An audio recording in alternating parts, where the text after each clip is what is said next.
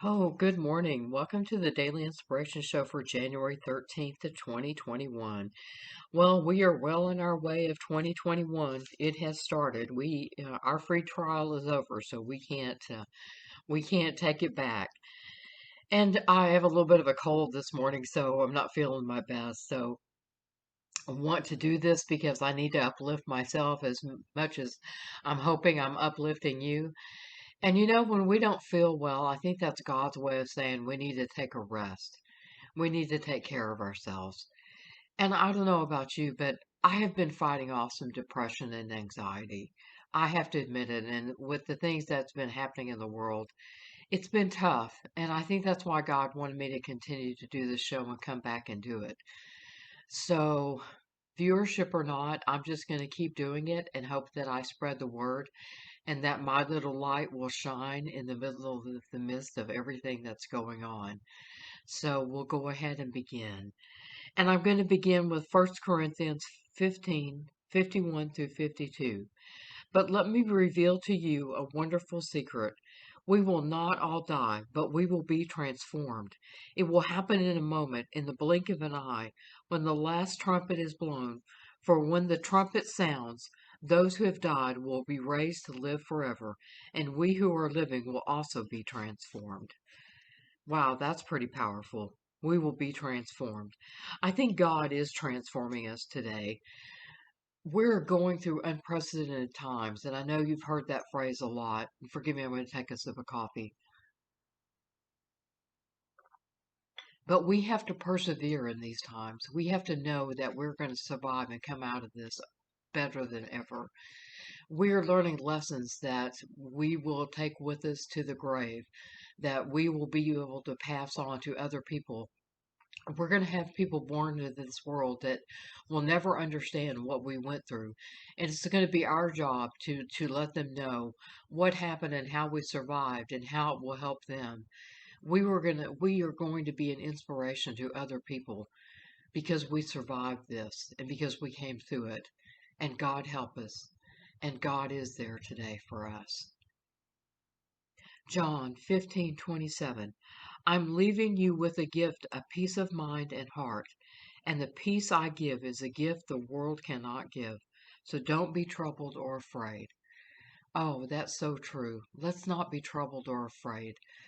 Today, we just have to know that whatever it is that we're going through, even the depression and the anxiety, they say that there's more depression in the world than ever, and that the children are more depressed because that they can't get out and play and they can't see their friends. And gosh, I didn't think about how this would be affecting children. I personally don't have children, and that's one of the biggest regrets I have in my life today is that I didn't have children, but I wasn't physically able to have children. And I never got married either. Some of you are probably wondering, wow, how'd she get through that? And then some of you may be saying, wow, good for you. I don't know whatever your viewpoint on that might be, but I just know, being alone, and even though I'm kind of an introvert, and I guess I like doing the YouTube channel because I'm not, and I don't put myself on camera, and there's a reason for that. I don't feel like I look good on video. That's why I have the waterfalls playing, because, it's kind of my way of keeping my self identity. And then one day I'm going to do a video where I'm on the video where I feel a little bit better about myself. I need to get my feet wet doing this video, but I like the way he says, and the peace I give is a gift the world cannot give. So don't be troubled or afraid. In the midst of this, there is peace. You just have to reach deep down and find it. Take a moment for yourself. Love yourself. Know that you are being taken care of in the midst of all this, that God is with us. 2 Corinthians 6:17 through 18. This means that anyone who belongs to Christ has become a new person. The old life is gone. A new life has begun. And all of this is a gift from God.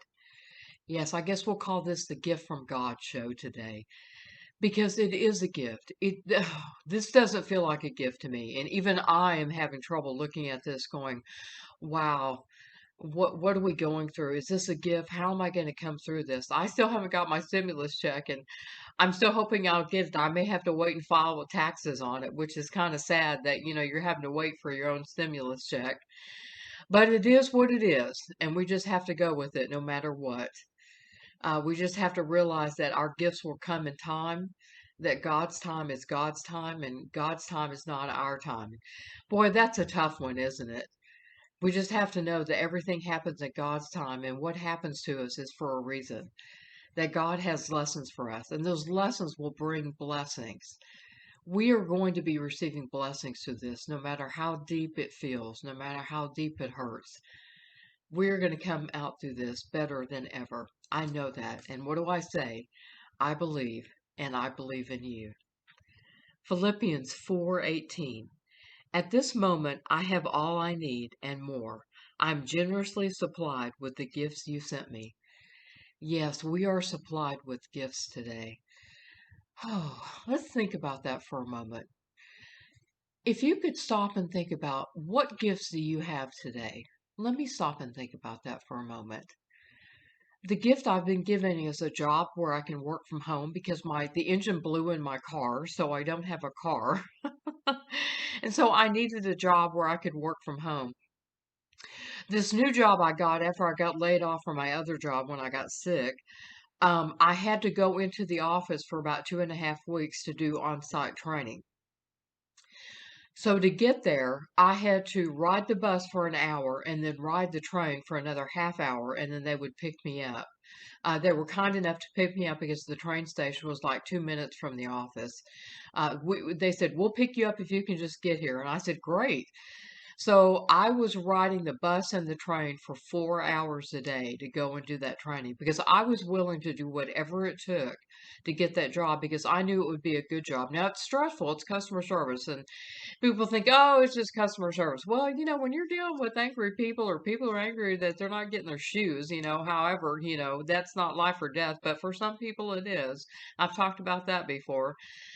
You just have to be kind and compassionate and considerate. And I have to admit, I am not always kind and compassionate. Sometimes I get exasperated. I have to admit, and I'm not always the kindest person on the phone. There may be one or two calls a day where I'm just, you've got to be kidding me. And it's hard to find God in those moments. And I know that you must be going through times like that too, where you're exasperated. And it's hard to find God in those moments. I get that. I feel that. I understand that. And we just have to reach deep and down and go, okay, the next call is going to be different. The next hour is going to be different. And sometimes we just have to get on our knees and just pray and say, God, please give me a new moment. Just give me a new moment to begin again. And it's amazing how things will change. I got to that point yesterday, and then all of a sudden, the rest of my phone calls were easy, and the night went on smoothly. And I was exhausted. I'm fighting off a cold, and I didn't want to get up this morning, but I wanted to do this show and just be with you and let you know that everything's going to be okay, because I have to believe that everything is going to be okay. And I do believe that today. Let's move on.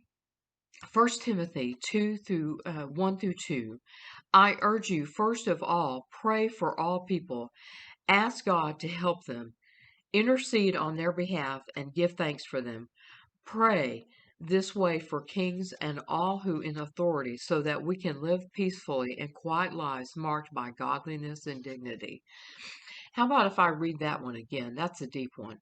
1 Timothy 2 1 through 2. I urge you, first of all, to pray for all people.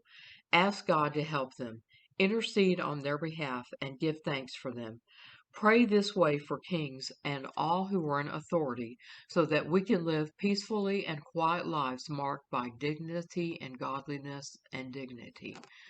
So we want to live lives of godliness and dignity, and we do have to pray for other people because life isn't perfect. I guess God didn't want life to be perfect for us so that we would strive to be more, so that we would ask for His will to be in our lives, so that He would come to us and that we could live His life that He wants to live through us, that in ways that only He can express individually for each of us. And I want that for you today. And I know that you're going to have that today. I know I'm going to have that today. I'm going to pray that I have a great job today and that I do a good job on the phone and be kind and compassionate to people, no matter how hard that is sometimes. Just to reach deep down inside and get there. So I'm going to end with this. 2 Peter 1:3. By his divine power, God has given us everything we need for living a godly life. We have received all of this by coming to know him, the one who called to us to himself by means of his marvelous glory and excellence. Well, there is marvelous and excellence in God, and God wants us to feel that today. I'm going to pray that God is marvelous and excellent in my life today. I hope that you will pray that marvelous and excellence in your life today. I know it is there for you. If you reach down deep inside, it'll be there for you today. I wish you the best of days today, that you have a peaceful, loving, godly day. Thank you for listening to the channel. If you like the show, please like it at the bottom of the little hand. I think that's what they call it. Anyway, please subscribe to With Love from God. I would love it if you would.